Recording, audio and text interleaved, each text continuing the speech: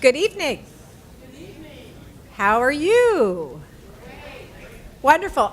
In case you don't know me, my name is Mary Ann Reed, and I'm the Dean of the College of Media at West Virginia University, and I want to welcome all of you to our Integrate Banquet.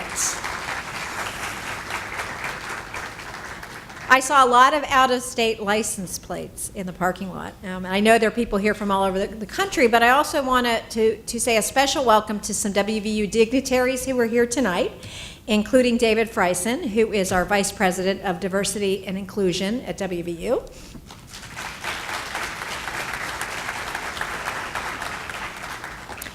Dr. Melanie Page, who's the Associate Vice President of Research at WVU. And Sheila Price, our Associate Vice President of Admissions for the School of Dentistry. So I thank you all very much for joining us this evening and getting a taste of what makes this program so successful. I hope you all had a fantastic conference. I saw the lineup. It looked amazing.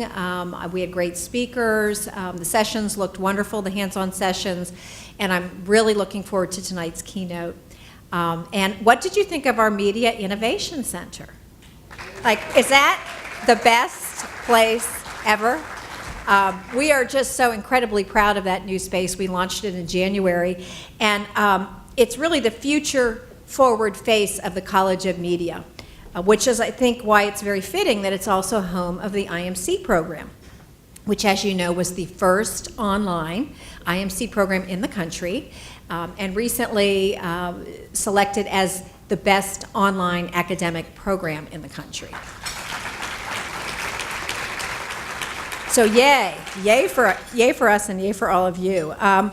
You know, I say this every year, and I know, sorry for those of you who come regularly, this makes me sound like a broken record, but I have to say it, and it's really stating the obvious, and that is, it is so wonderful to see you, to see all of you in person, instead of connecting with you online. And it's truly a testament to your dedication to the program that you're here tonight to see each other and to want to meet the people who you've been connecting with online over the past year. And really, I think that is one of the things that makes this program so special. Certainly, we're very proud of the quality of the curriculum and the instruction, and many of you in this room benefit from that. But I think what is truly remarkable is the community that has grown around this program. It's amazing for an online community for people to be so interconnected. And the fact that so many of you have come here from all over the country to see each other, again, is evidence of that community. And you're all there, you're enthusiastic, you're all in, you are supportive, and you're invested in each other's success. And honestly, I just love that about the program. I want to take a moment and thank those people who have contributed to the success of our program, and there are many, and I, of course, have to begin by acknowledging Chad Mesra, who's the director of our online programs, and really has done such an amazing job with this program, and has just grown it to being almost 500 students, which is mind-boggling to me, and juggles so many things and so many people, and does it also seemingly effortlessly, although I know he works like incredibly hard. And I also want to acknowledge the rest of the IMC leadership team, and I'd ask for you all to stand up, and I'd like to thank you all, Matt, Rick, Aaron, Bethany, Joey, Allison, Kisteman, and especially I want to thank Nicole Beeson, who organizes this every year. Maybe loses her mind a little bit in the process, and then when it's all done says, can we do it again next year? So I really appreciate you've done such a fine job with this conference, and you do such a fine job with the program. I want to also acknowledge our talented and dedicated IMC faculty. We have a number of faculty in the College of Media, full-time faculty who teach in the program, but also we have outstanding faculty from all over the country who are dedicated to this program. Some have been with us for many years, and let me tell you, they're not doing it for the money. but they're doing it for the love of what they do and for the glamour. No, I'm just kidding. It's really, they do a remarkable job. Can I ask the faculty to stand up, all the faculty, so we can acknowledge you?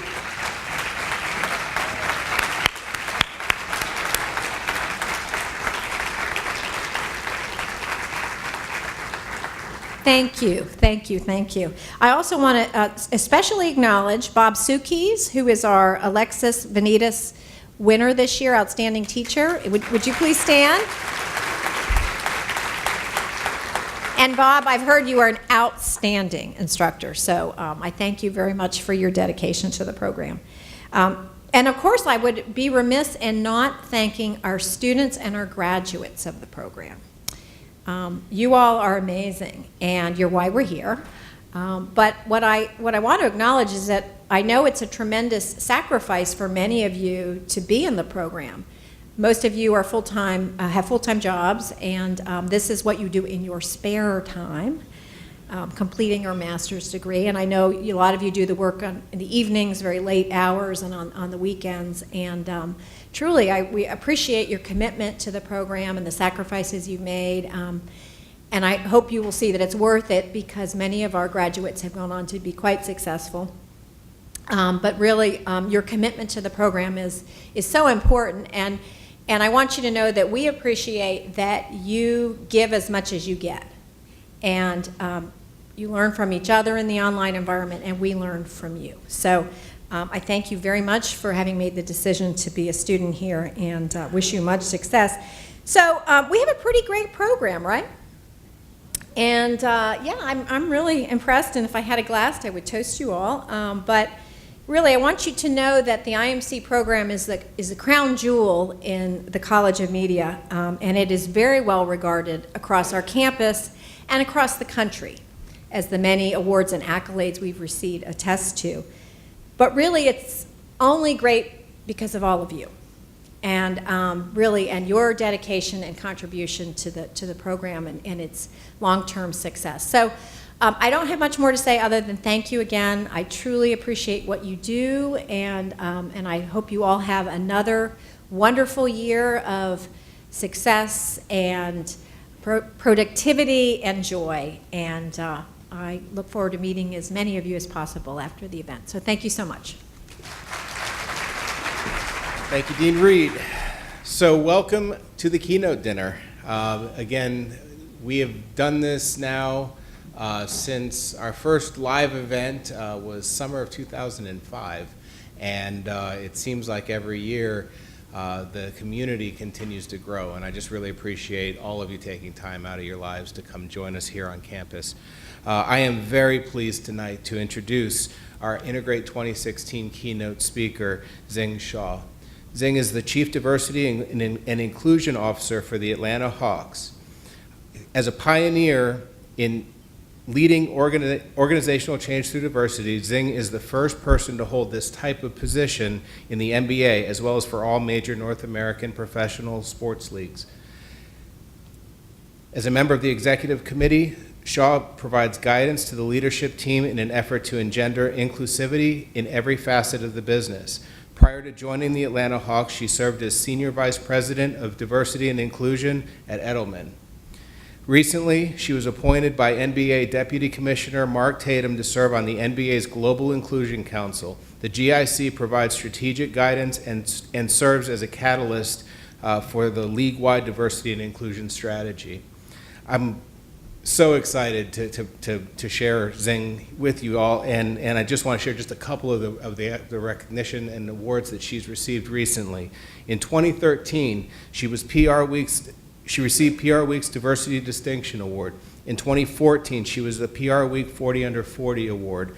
2015, Atlanta Business Chronicle Women Who Mean Business Award.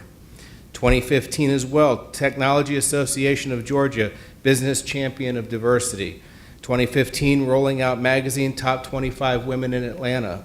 2016, Pepsi The Recipe Award. And finally, 2016, the Network Journal 40 Under 40. Please give us a warm welcome for Nzinga Shaw. Thank you so much, Chad, for that warm welcome. And thank you all. I'm so excited to be here in West Virginia. I had no idea that when I was coming to this state, I would be greeted by so many cicadas. And I hear they only come once every 17 years, so I feel very lucky to see them. This conference that you all have put on is truly amazing, and I think it's a testament to the great work that's happening from the IMC program. When I first arrived on campus earlier today, I had an opportunity to meet with Bob and his wonderful students, who are all second-year students in the IMC program. And I was just so uplifted because I recognized that there was so much diversity in that room. Diversity and inclusion is something that I care deeply about. It's something that I've been committed to for the past 15 years of my professional career, and I see diversity through a different lens than most people. I don't look at what is visually available or what is recognized to the naked eye, but I think about diversity as a myriad of facets and unique abilities and attributes that people bring to the table. And so I'm uplifted by the students that are studying here in the IMC program. And I just want you all to remain committed to the work that you do and remain committed to staying in touch across boundaries and across geographies, because I think that's really where learning begins.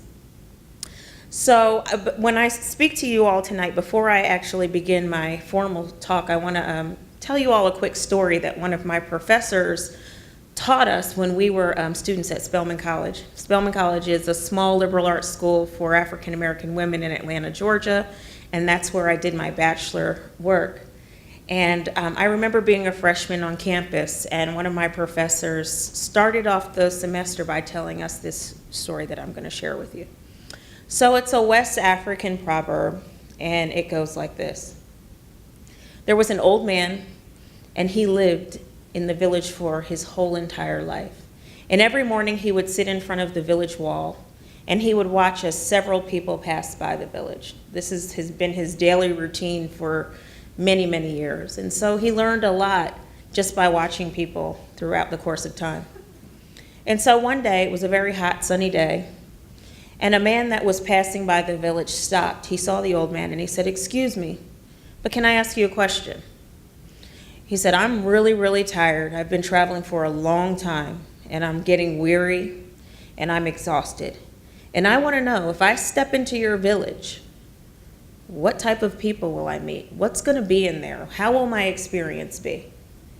And the old man said, "Well, I can certainly help you, but before I give you my advice, I'd like to know what type of people you've met along the way during your journey." And the man said, "Oh, I've met the most awful people in the world. They've been horrible towards me. They haven't shared water with me. They knew I was hungry. They didn't offer me any food. People have just had a very bad outlook in life, and they haven't been kind. And so I'm really tired of this journey, and I just want to know, if I go inside of your village, what kind of people will I meet?" And the old man was kind of quiet, and he looked and he said, "Well, I'm sorry to tell you, but you're going to meet the same type of people if you go inside of my village." And the passerby, he just kicked the dust, and he was just so upset. He said, "I knew it." He just walked away. A few hours later, another man passed by, and he stopped the old man. Same kind of situation. He was weary, he was tired, and he asked the old man for advice. He said, "Excuse me, old man, if I stop inside of your village, what type of people will I meet?" And the old man said, "Well, what type of people have you been meeting on your journey?" He said, "I've met some of the most wonderful people. They've been kind, they've been generous. I was thirsty and someone gave me water. I was hungry and so many people gave me food. This has just been an amazing experience, but I'm getting tired, and I'm just wondering what type of people I'll meet inside of your village." And the old man said, "If you go inside of my village, you're going to meet the same type of people that you've been meeting along the way." And so the guy said, "Well, that's great. Can you take me inside?" And the old man took his hand and introduced him to people in the village. And that story was so important and so impactful for me as I started my college journey, because it really, really helped me to understand that you will find in people what you look for. And if you look and expect the worst, that's what you will encounter. There are so many people that have problems and negative attributes that they bring to the table, and if you look for it, you can literally pull it out of everyone. But if you look for the best in people, you certainly will find the best in people. When I came here today, I looked for the best in people, and I literally had about 15 amazing conversations with the students in IMC because I knew that they all had unique attributes to bring to the table and some great nuggets of information that I could take away. And so as we all continue to be on this diversity and inclusion journey that we're on, because that's essentially what we're doing, as students, as professionals, as people that work in corporate America, as people that work in government, whatever journey, professional journey you happen to be on, it involves diversity and inclusion. Diversity shows up when people show up. All diversity means is difference. And so every single one of us, I wrote a blog post recently called 7.3 billion differences. And I titled it that because there are 7.3 billion people in this world that are all unique. Even identical twins, there are nuances. There are something that makes these people different from one another. And so diversity is about difference. But the inclusion piece is what's critical. Inclusion is 70% of the diversity and inclusion conversation that we're having. Inclusion is about how do we bring those differences to the table? How do we pull the most unique attributes from each and every single individual and create high-performing teams?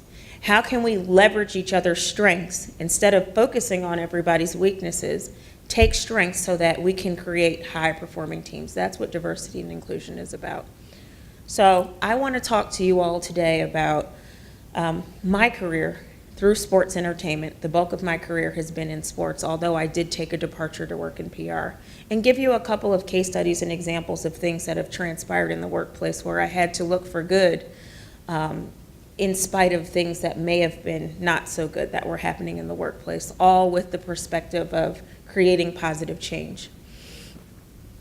So when I worked at the National Football League, I came into the league with a bright-eyed perspective. I was so excited to be working at the world's premier sports property, at least the United States' premier sports property.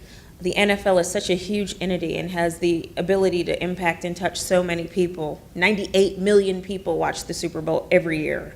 So imagine that a company of 450 people can put on such a dynamic event and keep people entertained and keep America engaged every Sunday. People don't even go to church because football is going to be on.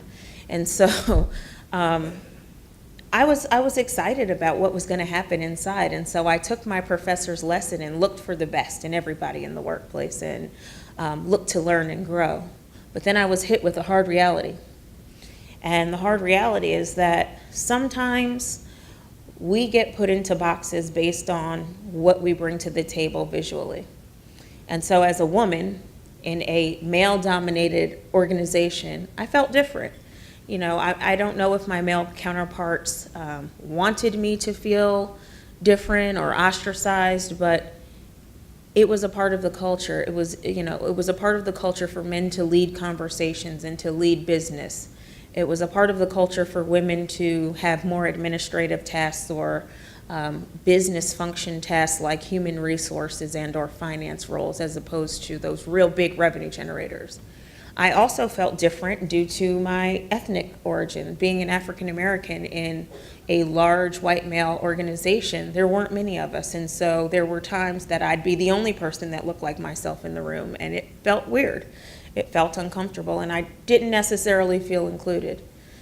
And I knew these things inherently, and I knew they didn't feel good, but it was really hard to pinpoint until one day it all became very clear to everyone. And the situation was that the NFL had a unique opportunity to win Pepsi as a partner and as a client for a huge sponsorship deal that would be over $30 million. And Pepsi would potentially be the beverage sponsor for all 32 stadiums and distribute their product in all 32 stadiums for 3 years. So this was a huge deal, a lot on the line. And I think that we went into the pitch very confidently because we are the premier sports brand in the United States. Who's going to beat us? Who would they rather distribute to than the NFL? So we put together a pitch team of people, and the pitch team was put together by choosing folks that had historically led business, or choosing people that we thought had potential to lead business, and this would be a great opportunity and a great way for them to flex their muscles and show what they were able to do. And when we ended up with the final pitch team, we came up with 10 practitioners across different business units. They all happened to be male, they all happened to be white, and they all happened to be middle-aged. There were no millennials, there were no boomers, there were no women, there were no people of color. But we were confident that based on the history of our organization, this was the right group of people to put in front of Pepsi. And so we confidently went to the pitch. And when we went to the pitch, we met with Indra Nooyi, who's the CEO, and her whole entire leadership team. And we spoke about all of the different reasons that the NFL should be their premier partner of choice. And at the end of the pitch, we learned that we did not win the business, which was shocking. And so Indra Nooyi told us exactly why she decided not to do business with the NFL. And she said that as an Indian woman who came from India, and her first time in the United States was as a student at Yale University, and as a person leading a global organization with people that hail from many countries and cultures, Brazil, Australia, Africa, Canada, USA, and the list goes on, she didn't feel confident that the team that we put in front of her had cultural experiences that would allow them to market to multiple audiences. And she was more concerned about the future outreach of her team and what Pepsi would be able to do and who they'd be able to touch globally. And so she decided to decline the business. And that was a wake-up call for us at the NFL. When it came to us making money and when the bottom line was at stake, then we were able to open up our eyes and say, we've got to start doing business differently. We have to start conducting ourselves differently as it relates to building our corporate culture, as it relates to finding talent, and as it relates to our brand reputation. There was so much at stake, and there was so much at stake because we decided, based on what we knew from the past, we decided that we knew who was going to be key players in the future without recognizing that there might be some hidden talents and hidden treasures, but we haven't tapped into them because it was just, they were people that we weren't comfortable with interacting with or that we hadn't interacted with historically. And so after that situation, we had the first ever diversity council put together. I happened to be part of that council, and from that council, there was so much work that we were able to achieve and so much that we were able to attain. But we had to have an aha moment. And so from the council, we ended up starting a women's group. We ended up looking at the way that we promoted, and you started to see the level of women promoted in the organization increase, the level of people of color increase. And it wasn't because they just happened to be women or people of color, but it was because we finally started to mentor them, and we finally started to pour into them and give them resources that they could utilize so that they could bring out their best potential. And that's really what diversity inclusion is about. It's not about affirmative action or about handing someone, throwing someone a bone, but it's about making sure that you're pouring into everyone the same way so that they can reach their maximum potential, whatever that may be. So when you know better, you have to do better. And we knew better. We became aware because we were put in a situation with money on the line. Fast forward, I decided to leave sports entertainment. I thought it was, I had a great time at the NFL. While there were challenges, there were also just amazing moments, but my time was up. And so I decided to pursue a career away from sports.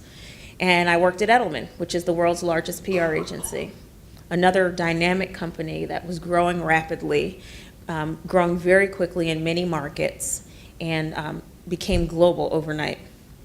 And while I was at Edelman, I was overseeing human resources for the New York office and recognized that we were in the most diverse city in terms of phenotypical diversity in the whole United States, but our office looked very homogenous. I didn't say anything at first. I just took it all in and really just tried to understand the culture. But we were faced with a very similar situation that we were faced with at the NFL. And so I thought to myself, what part do I play in this? At some point you have to take accountability for things that are going on around you. And when you see that something isn't right, you have to speak up. We each have the power to create change. We each have the power to create culture in organizations that we work for. But, being silent it's not the right thing to do. And so at Edelman, the situation was very similar to the NFL. We had Starbucks as a partner, and they asked us to build a diversity and inclusion program for their internal organization. And we said, absolutely, we can take on that project. We have all of the capability to do it. We didn't. We just said that because we wanted to get the business. And so we put together a team randomly of people and sent them to Seattle to Starbucks headquarters and said, this is your project team. They all have expertise and experience with building strategy and programs, and they'll be able to help you. And Starbucks looked at the team and said, this is not what we're looking for. We do not have multilingual people on this team. We don't have people that hail from different places. It looks like a very homogenous group, and we're not sure that you guys are actually right for the job. And then we scrambled. And then we ended up pulling together people that we thought looked like the people that Starbucks wanted. And it just looked so haphazard, and it wasn't good for our brand, especially because Edelman is known as a thought leader in a variety of sectors in business. But for once, we didn't know about a certain function, which was diversity and inclusion, and we weren't honest about it. We just tried to fake it till we made it, and that didn't work. So when I saw this happen, I raised my hand. I did something really brave and really probably crazy at the time, but I asked senior leaders if they'd be willing to let me start a diversity and inclusion function. And they said, well, we don't really have a lot of resource to put behind that. We don't know what it will take. What is your vision? I said, well, just give me an opportunity to put down a strategy on paper. I may not need a lot of budget in the beginning, but just let me work on this because it's something that our organization is going to need. This is not about, my personal career path, but I've recognized that our organization is in danger, and we are certainly putting ourselves in jeopardy of losing continued business if we continue to operate the way that we have been. And I ended up taking on a brand new role that had never been created, and worked off of a blank piece of paper. But I knew that this had to be done in order for our business to be sustained. And so I ended up getting people around the organization to understand and really feel a part of this movement. You can't do this work alone. You certainly need to have allies, strong allies, specifically allies from the top, to do this work. And then we started to see so much movement, and we started to see our numbers shift, and we were starting to get talent from all different types of sectors. Traditionally, we had poached from PR agencies and only took people out of a communications background. And then we learned that if you pick smart people to work in your organization that have transferable skills, if you pour into them and give them a little bit more, you'll be able to change the dynamics and the dimensions of what your organization can do. And we went from being called a PR agency to being called a communications company. Because we learned that we had more depth and breadth than just PR, but we learned from our diversity and inclusion journey, and that's because we included more people along the way. And then we started affinity networks, and we started a variety of different platforms that increased the numbers of women and people of color in business. And I think Edelman is still on that journey to this day, but sometimes you have to be courageous and you have to step out of your comfort zone when you see that something is not happening good in your organization, or else you're also part of the problem. And I think that everybody in this room, you all understand that you're leaders in this space, and you have a tremendous duty in front of you to lead in that way. And so I challenge each and every one of you to take that on. Fast forward to the job that I'm in now. While at Edelman and while building a diversity and inclusion practice, I got a phone call from Alston & Bird, who's a huge law firm in the Atlanta area. And they knew that I did work in diversity, which was pretty rare for a company that also handled crisis. And they said that they had a crisis on their hand that involved diversity and inclusion, and it involved sports. So they thought that I'd be the right person to call. And they ended up telling me that the Atlanta Hawks were about to face a very public publicly humiliating situation, similar to what the LA Clippers went through with Donald Sterling. And the timing was very close. It was about 2 months after Donald Sterling and the LA Clippers were outed for all of the things that happened in that franchise. And so I said I was willing to learn more and I wanted to hear about it. And so I ended up, while I was working at Edelman, joining the Atlanta Hawks as a crisis counselor to help them out of a situation in which the general manager and the controlling owner were caught on audio tapes, caught on emails saying horrendous things about the African American community for about a long period of time, probably a little under 2 years. And all of those emails and tapes became public, and it was going to be a huge crisis. It was going to be actually a lot bigger than what happened at the LA Clippers. And so when I took on that work, I knew that they needed a chief diversity officer. They needed somebody to manage this because the sports industry has already been declining in this space.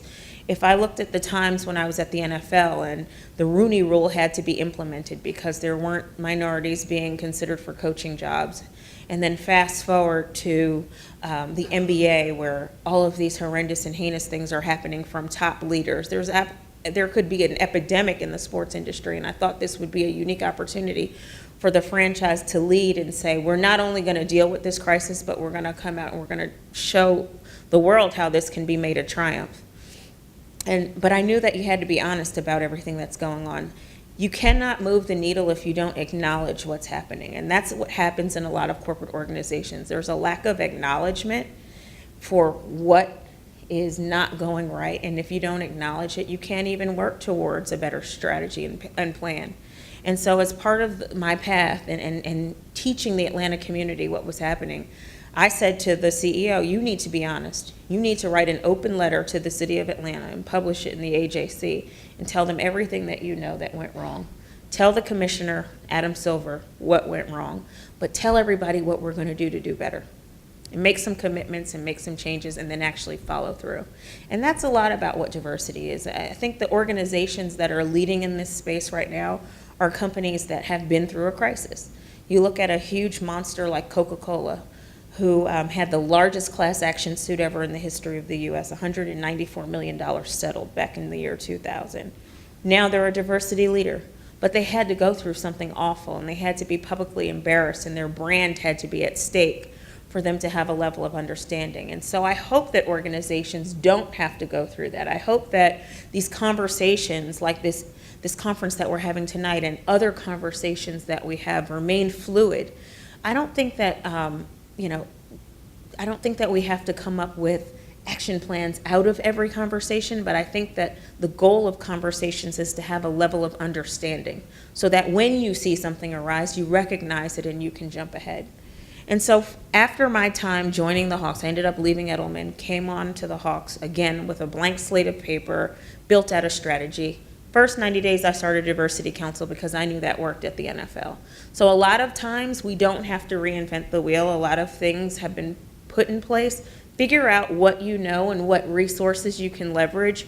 You have so many people in this room, and I see that this organization is great for networking. Find out who knows what and who's done what so that you can use each other as best practices as opposed to starting from scratch, because a lot of the knowledge is here.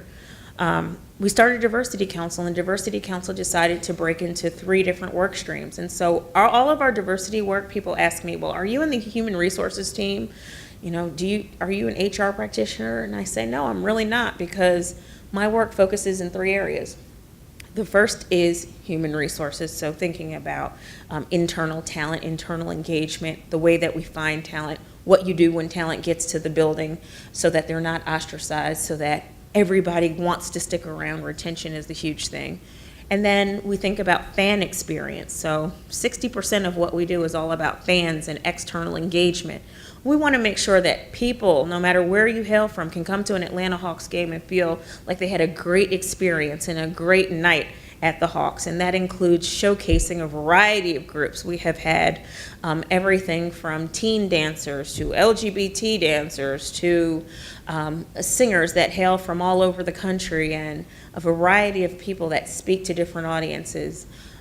We want to continue that. Atlanta is the city that is too busy to hate. That's our tagline. And we're also the home of Dr. King. We're, the home of civil rights. And it's very critically important for our community to know that they're embraced at an Atlanta Hawks game. So that's the second work stream. And then the last work stream is all about strategic partnerships. So when the Pepsi deals and the Coke, well, we wouldn't be in Pepsi in Atlanta, it'd be Coke.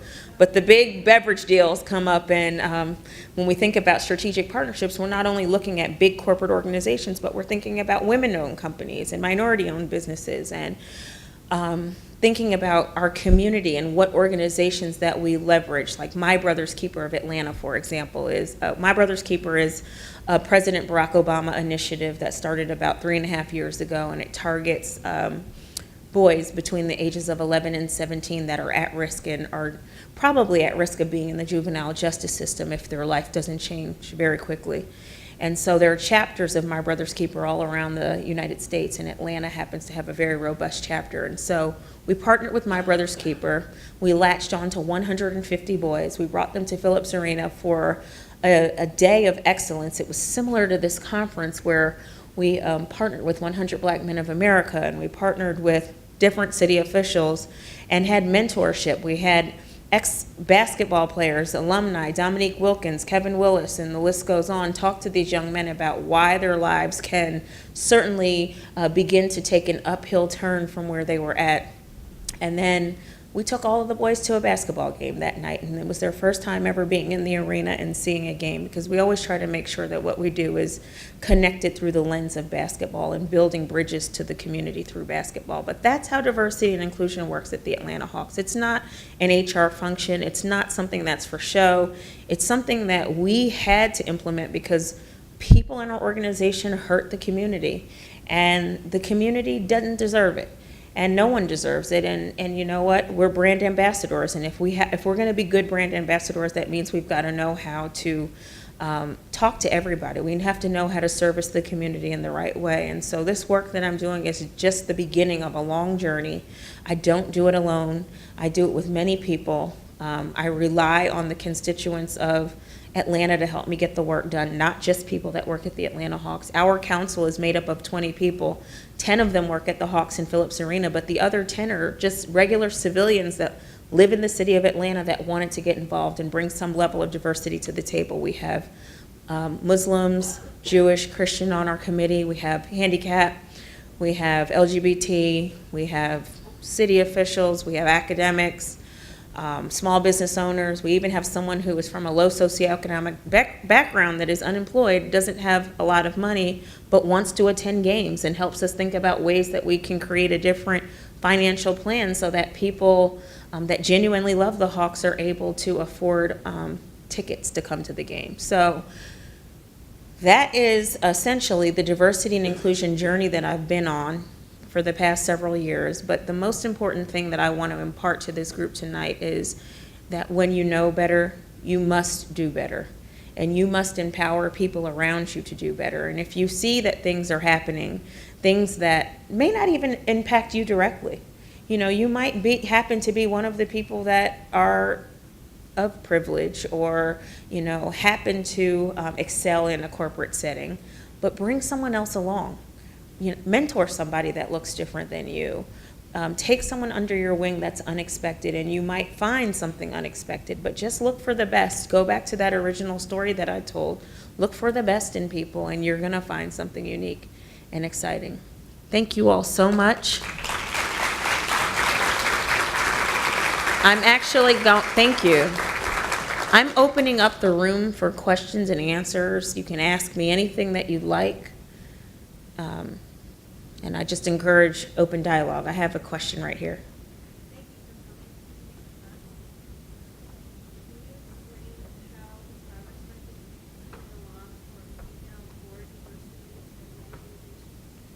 The question is how females on the board, the council? So it's a great question.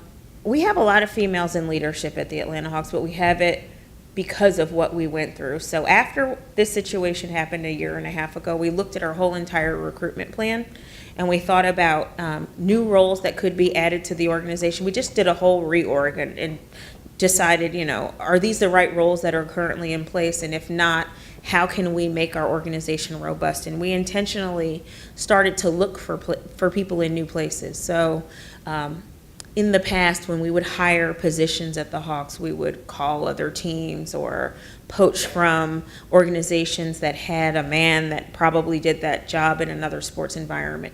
Now we've started to look at our talent very differently, and we've started to go to organizations that are not sports related, but really focused on whatever the business function is, and we've looked for leadership in that space. And so now we have a lot of women leaders, and at the highest level, our CMO, our Chief Marketing Officer, is a woman. She's came on board about a year ago. I happen to be in the C-suite myself. I'm a woman.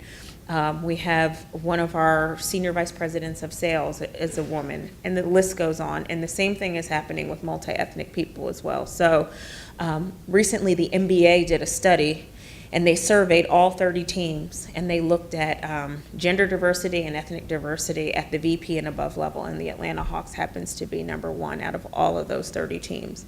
But that's not by accident. We had to go through something bad. A lot of those teams have never been through a public crisis. And I hate that we had to go through it, but it was a turning point and a pivotal moment for us to implement change. And so hopefully other teams do this organically and don't have to be embarrassed. 1, 2.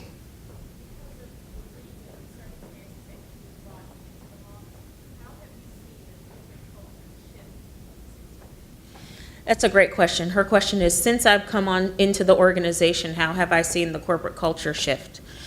There were a lot of changes when I first started. The main shift was all of those leaders that were in place left the organization, either voluntarily or involuntarily. And so I think that when you think about corporate culture and the way that organizations run and work, it all starts from the top. And when that top was moved out, and there were new leaders brought in that were more inclusive leaders and people that hailed from different experiences and backgrounds, we started to see that employees were more prone to working together. They were more prone, people didn't talk at the Atlanta Hawks when I got there. They were kind of very siloed, very quiet. Our CEO, he has these things called bull sessions, stands for bullshit.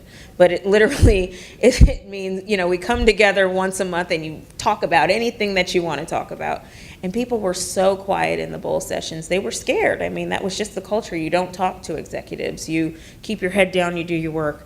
And our CEO, Steve Koonin, he's so different. He was the president of Turner for 14 years. He was at Coca-Cola.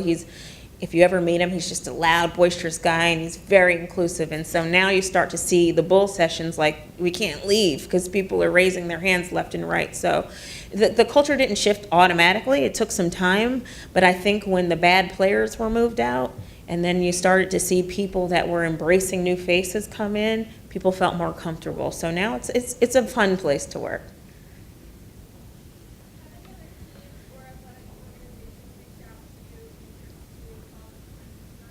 Great question. Have any other teams or athletic organizations reached out to me to start the trend that I've started? Yes, they have. So 6 months after I started my job, the NBA League office reached out, and they ended up hiring their own chief diversity officer. So his name's Orris Stewart. He's an amazing guy with a great background, and he leads the diversity and inclusion efforts from the league level. I'm just at the team level. The Philly Sixers have reached out to me. I'm going to spend my entire week in Philadelphia next week because they're going to implement the role. The woman who's their head of HR is going to take this on as 50% of her job and still continue to do her HR job in the other 50% capacity. And then the Cleveland Cavaliers have reached out. They want help finding their own. So Commissioner Silver has stated that he wants to see every NBA team have a chief diversity officer in the next 2 years. I don't know if it's doable. I mean, it's going to be a huge lift, but just the fact that the commissioner is stating that he wants to see this work being done across the board, that's a huge step. And I feel proud that the Atlanta Hawks had the ability to lead in that way. And then there's other, the Falcons have called me just for advice because I think they're trying to start up The NFL has asked me to come back as an alumni and speak about the diversity efforts going on because they want to start something more formal. And Wendy Lewis, who is the head of diversity for Major League Baseball, she and I were on a panel together last week, and we talk all the time about this space and how we can share best practices. So sports organizations are catching on for sure. Great question. When you look back at the two examples that you gave of the NFL and whenever you worked at Edelman, you said there was like this point at where we saw that there was something wrong, and that's when things started to change. Before that point, do you think that it was just because those organizations had just done things the way they had always done this, or was there some intent also? That's such a good question. The question is, when I was working at the NFL and Edelman, I recognized that things were going bad in the diversity space, but at some point, when I recognized it, did I ever assign the bad things to intent versus just not being educated? It's a good question because intent is so hard to prove, and you really can't determine anyone's heart or what's in their head. And so I've always gone back to that original story that I told you that my professor said, and I just believe that people are inherently good. So I don't want to believe that people are malicious and hateful, and there probably are some people, but I just think that most of what we saw happen was due to misinformation, miseducation, just operating that way for so long. I think sometimes, like, if you've done something your whole entire life, you don't know if it's wrong or right. You just know that it's practice. It's what you do. And so a lot of what I talk about now internally, now that we're out of the public crisis and I don't have to be external facing so much, I really want to focus internally and start to teach people in the organization about multidimensional diversity and how they can contribute, because I think a lot of what we see going wrong in organizations is from a lack of awareness. And I think I mentioned that earlier, like if you don't acknowledge and you're not aware about what's happening, then you're just going to make mistakes and things are going to go wrong.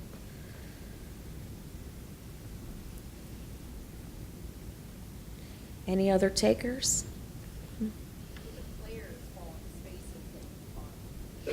The question is, where do the players fall in the spaces that I've defined? I'd say that the way that I interact with players mostly is from external engagement in a community.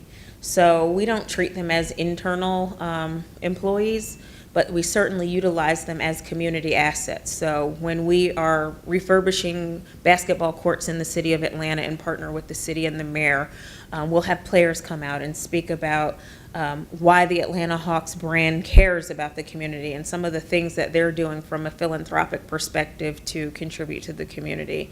Our players are essentially the face of our organization, and so getting them involved in all of these efforts, from the mentorship of the My Brother's Keeper boys to participating in Latin American Night and all of the different things that we do, is critically important for new and emerging fans to know that our players are connected. We marched in the Pride Parade in Atlanta last year, which is the largest Pride Parade in the entire country. 70,000 people participated, and so we made sure to get some players and LGBT out there with and alumni out there with us in our LGBT community to show support and show support of emerging communities. So players certainly come in from the external and community perspective.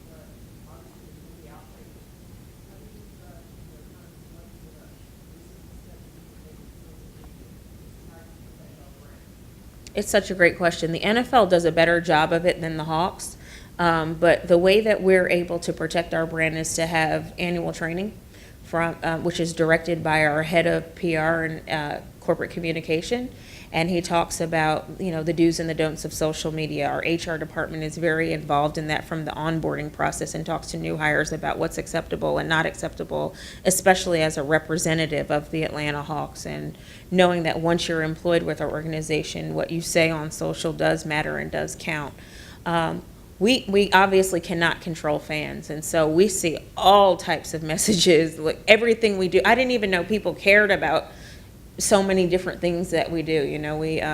When we changed the colors on our uniforms, there was an uproar in the city, and it was like, that's ugly, that's awesome, from all over. But I think as it relates to our employees, we're very specific about and very intentional about telling them that what they say matters, and it can harm our brand, and their employment can be at stake. And we had that situation come up when we decided to march in Pride. There were a lot of employees that felt like we should not align ourselves with the LGBT community, and we weren't aligning ourselves. We were just saying we support that community just like we support our Hispanic community, just like we support our African American community. We want everybody to come to our games, so if you're having this event, we'll come to your event and come to our event. That's literally what we were saying, but a lot of people took it very personally and wrote on their Facebook pages, even though I work there, I do not support this. And we were very, very intentional about telling people to be very careful about disparaging any groups, because that won't be tolerated. You can have your personal opinions, and certainly you're entitled to them, but when you disparage groups, then that's cause for serious, it could lead up to termination, because we're in the city too busy to hate. We can't have you saying anything negative that could hurt or impact someone in a negative manner. It's just not acceptable.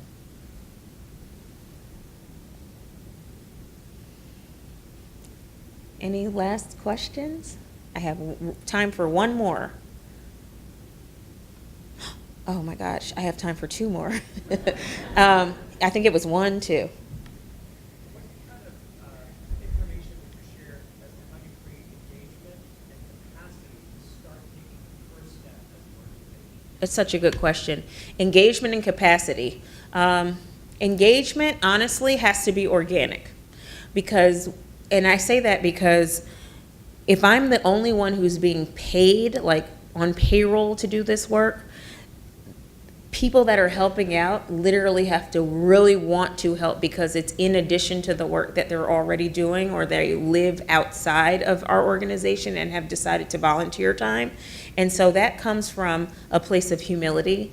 I have had to be very humble and really, I am not concerned about my title. I roll up my sleeves just like everybody, but I organically ask for help. You also have to, the way that you engage crowds is to figure out what people care about.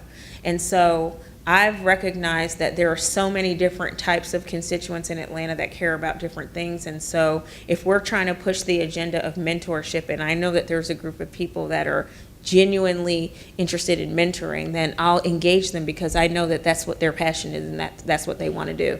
With our Pride Parade, it was easy to get people engaged because there were so many people in the LGBT community that wanted to be a part of it, right? So you really have to talk and listen to people and know what they care about, because that's the only way they're going to get engaged. Like, I'm not going to get engaged with tennis. I don't care about it. I care about basketball, right? And so that's where those type of conversations come from. And then capacity, you have to be honest with people and say, like, if you commit to being on Diversity Council, we have monthly meetings. Monthly meetings last for 1 hour. In addition to your monthly meetings, you're probably going to be asked to work on 2 committees that might end up doing 20 hours of work per 2 months, whatever it is. I'm making it up off the top of my head, but I'm saying you have to be honest with people, because this stuff does take time. And it's okay if people, sometimes people say, I'm only able to do 10 hours. And it's like, okay, well, then at least we know what we're working with, and then we can figure out how to make up the slack. But if you trick people and you're not authentic, and then they find out that they're being overstretched, then they easily lose engagement, and that's the last thing that you want to do. And then I can't tell and dictate to everyone what we should be doing, because no one wants to be dictated to and told. It's like, have a conversation. What do you guys think that we need to be working on? Why is it important? How can we do it? Because then when people hear their own voices, then they're more apt to engage as well. Last question. Dominique is such a funny guy. He's hilarious. So Dominique he's the vice president of basketball. He comes around all the time.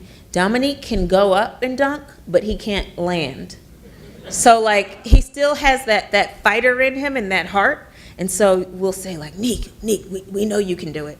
Let's see you dunk. And he'll go up. And then the landing is always rough. So we try not to get him too involved in that stuff anymore. But he's a great guy. He's what we call a huge brand ambassador, the greatest Hawk that ever played, and somebody that means a lot to our brand. Thank you all so much. I will be sticking around after this, so if anybody wants to ask me any questions offline, please feel free. Thank you. Thank you, Chad. Thank you so much, Zing.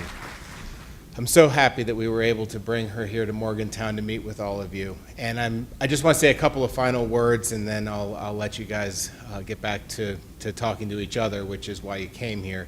But I had a couple of thoughts, and I learned a couple of things this year. First, you have to leave the Dunkin' Donuts in the box. You don't take them out and put them on a tray because people won't take them, but you put them in the Dunkin' Donuts box, and everyone will have them. The other thing, almost everyone loves Kind bars, and almost nobody likes cicadas. And so this year may be punctuated with the experience of dodging the cicadas between the engineering building and Evansdale Crossing. Also, students, even our students, are still students, and most of you, an alarming number based on my focus group, still wait to within the last hour of the deadline before you submit. I would encourage you to post a little bit earlier, but I understand you all are busy and have amazingly diverse and complicated lives. And the fact that you're part of this community is so special. And I just want to say that, in 2005, we had maybe 100 people total that was connected to this between students and faculty. And today we're probably somewhere around 1,600 between our graduates and our current students and our faculty. All of you share a part of this program. Your identity is part of this program. And I'm an incredibly proud member of this community. And I just can't thank you all enough for everything that you do to keep engaged with the program, each other, and West Virginia University. And I want to thank you. I want to wish you a safe trip home. I want to encourage you to come to our next adventure, which will be Integrate Chicago on November 1st and 2nd of this year. And we'll be hopefully taking our people, our brand, and meeting and engaging with new people. So I hope you'll all plan to join us there. I think we may have gotten out in time for the puck to drop on the Pens game tonight, so go Pens. And thank you. Have a safe trip home, everybody.